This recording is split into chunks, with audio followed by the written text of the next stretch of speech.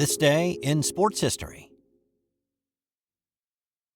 This episode is brought to you by Sterling Soap. Go to STIRLING soap.com and check out their full line of bath soaps, shave soaps, beard balm, lotions, and cologne. It's April 1st, and on this day in 1985, it was no joke. It was one of the most amazing NCAA tournament upsets, and it came in the title game.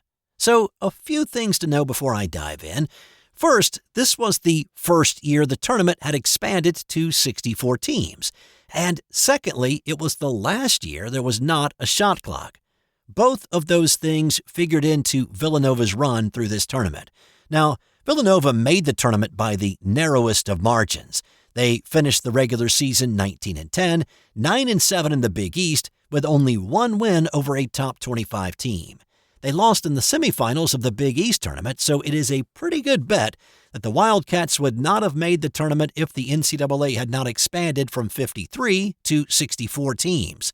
The absence of a shot clock figured through their run in this tournament. On their way to the championship game, the Wildcats used the stall game to beat Dayton by a pair in the first round, shortened the game against top-seeded Michigan to win by 4, held Lynn Bias to just 8 points and Maryland overall to just 43 in their 3-point win to make the Elite Eight.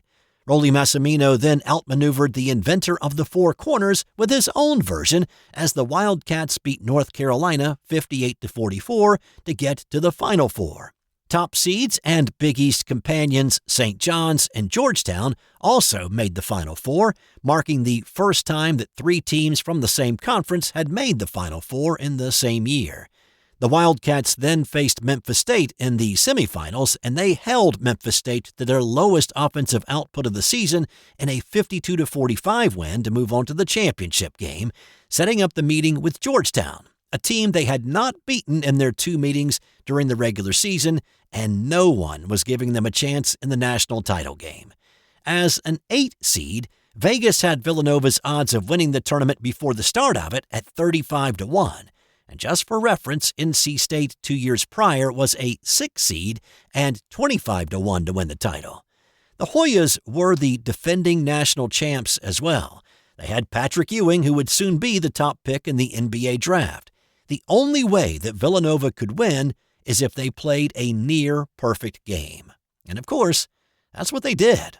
A lot of that credit goes to Villanova guard Gary McLean, who played the full 40 minutes, handled the Georgetown pressure, and only committed 2 turnovers. They only took 28 shots, and they made 23 of them. That is 79% shooting. And of course, shooting that well negates the need for offensive rebounds against a dominating inside presence like Ewing. By contrast, the Hoyas took 53 shots and made 55% of them. Not bad, just not good enough on this night. With a little more than 2.5 minutes to play, Harold Jensen gave Villanova the lead. From that point on, the Wildcats stalled, got fouled, hit most of their free throws, rinse, and repeat. Final score, Villanova 66, Georgetown 64, and the Wildcats won their first men's basketball national championship. So a couple of additional things. Villanova, as an 8 seed, is still the lowest seed to ever win it all. Also, there was a lot of talk several years later about Gary McLean being high on cocaine during this game, but he admitted later that he did cocaine prior to the Memphis game in the semifinals, not before the championship game. And then he took a few snorts before meeting President Reagan during the team's visit to the White House. Also on this day, in 1978, New York Islanders winger Mike Bossy scored a pair of goals in a 3-2 win over Washington, becoming the first rookie to score 50 goals in an NHL season, and he was also the first Islander to score 50. In 2007, Morgan Pressel became the youngest women's golfer to win an LPGA event and the youngest major tournament winner, women or men, when she won the Kraft Nabisco Championship at the age of 18 years, 313 days. And we had a couple of tragic deaths on this day. First, in 1996, Major League Baseball umpire John McSherry died after collapsing on the field. McSherry was behind the plate on opening day at Cincinnati's Riverfront Stadium when he started to feel poorly and collapsed before he could get off the field.